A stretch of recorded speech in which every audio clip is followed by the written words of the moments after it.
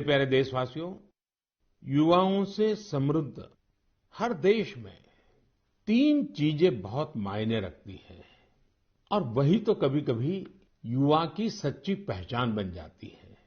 पहली चीज है आइडियाज और इनोवेशन, दूसरी है जोखिम लेने का जज्बा और तीसरी है कैन डू स्पिरिट, यानी किसी भी काम को पूरा करने की जिद, चाहे परिस्थितियां कितनी भी विपरीत क्यों ना हो।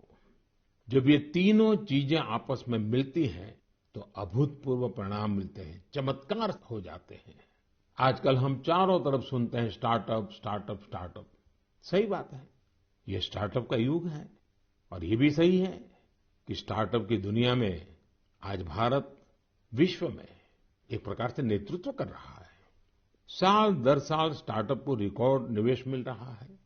ये क्षेत्र बहुत तेज रफ्तार से आगे बढ़ रहा है। यहां तक कि देश के छोटे छोटे शहरों में भी स्टार्टअप की पहुंच बढ़ी है। आजकल यूनिकॉर्न शब्द खूब चर्चा में है।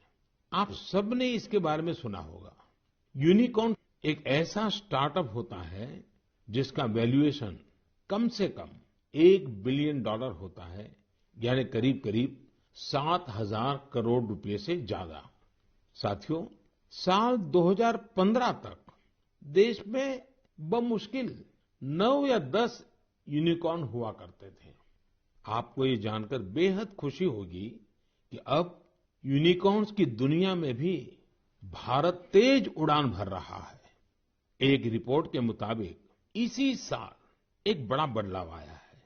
सिर्फ 10 महीनों में ही भारत में हर 10 दिन में एक यूनिकॉर्न बना है। ये इसलिए भी बड़ी बात है क्योंकि हमारे युवाओं ने ये सफलता कोरोना महामारी के बीच हासिल की है।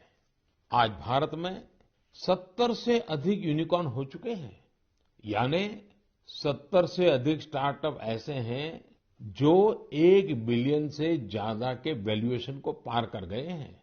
साथियों, स्टार्टअप की इस सफलता के कारण हर किसी का उस पर ध्यान गया है और जिस प्रकार से देश से विदेश से निवेशकों से उसे समर्थन मिल रहा है, शायद कुछ साल पहले उसकी कोई कल्पना भी नहीं कर सकता था। साथियों, स्टार्टअप्स के जरिए भारतीय युवा ग्लोबल प्रॉब्लम्स के समाधान में भी अपना योगदान दे रहे हैं। आज हम एक युवा मयूर पाटिल से बात करेंगे। उन्होंने अपने दोस्तों के साथ मिलकर पॉल्यूशन की प्रॉब्लम का सॉल्यूशन देने का प्रयास किया है। मयूर जी नमस्ते। नमस्ते सर जी। मयूर जी, आप कैसे हैं? बस बढ़िया सर, आप कैसे हो? मैं बहुत प्रसन्न हूँ।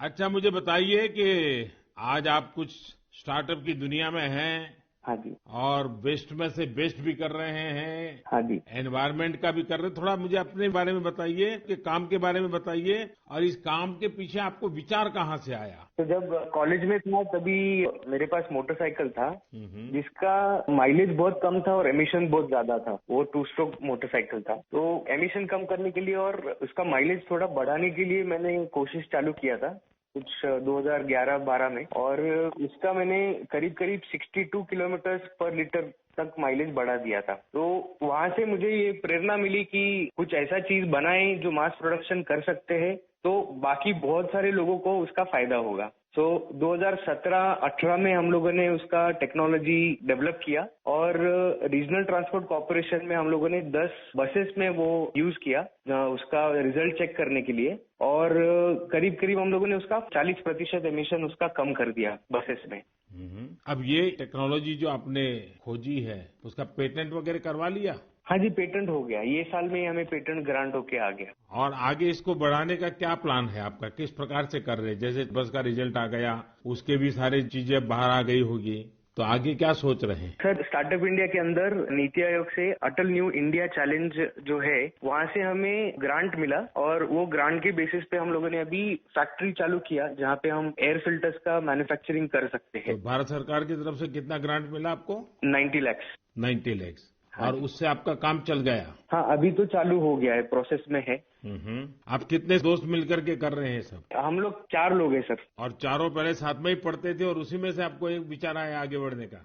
हाँ जी, हाँ जी, हम कॉलेज में ही थे तो कॉलेज में हम लोगों ने ये सब सोचा और ये मेरा आइडिया था कि मेरा मोटरसाइकिल का एटलीस्ट पोल्यूशन कम हो जाए और माइलेज बढ़ जाए। अच्छा, पॉल्यूशन कम करते हैं, माइलेज बढ़ाते हैं, तो एवरेज खर्च कितना बचता होगा? सर, मोटरसाइकिल पे हम लोगों ने टेस्ट किया, उसका माइलेज होता 25 किलोमीटर पर लीटर, वो हम लोगों ने बढ़ा दिया 39 किलोमीटर पर लीटर।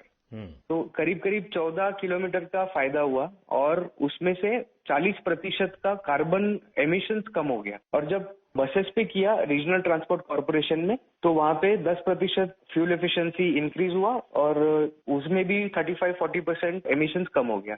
मयूर, मुझे अच्छा लगा आपसे बात करके, और आपके साथियों को भी मेरी तरफ से बधाई दीजिए कि कॉलेज लाइफ में खुद की जो समस्या थी, उस समस्या का समाधान भी आपने खोजा, और अब उस समाधान में से जो रास्ता चुना, उसने पर्यावरण की समस्या को एड्रेस करने के लिए आपने बीड़ा उठाया। और ये हमारे देश के युवाओं का ये सामर्थ्य ही है कि कोई भी बड़ी चुनौती उठा लेते हैं और रास्ते खोज रहे हैं। मेरी तरफ से आपको बहुत शुभकामनाएं हैं। बहुत बहुत धन्यवाद। Thank you sir, thank you.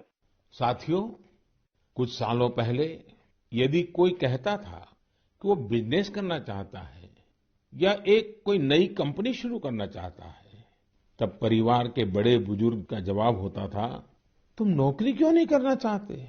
नौकरी करो ना भाई।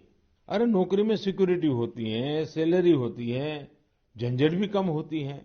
लेकिन आज यदि कोई अपनी कंपनी शुरू करना चाहता है, तो उसके आसपास के सभी लोग बहुत उत्साहित होते हैं और इसमें उसका पूरा सपोर्ट भी करते हैं।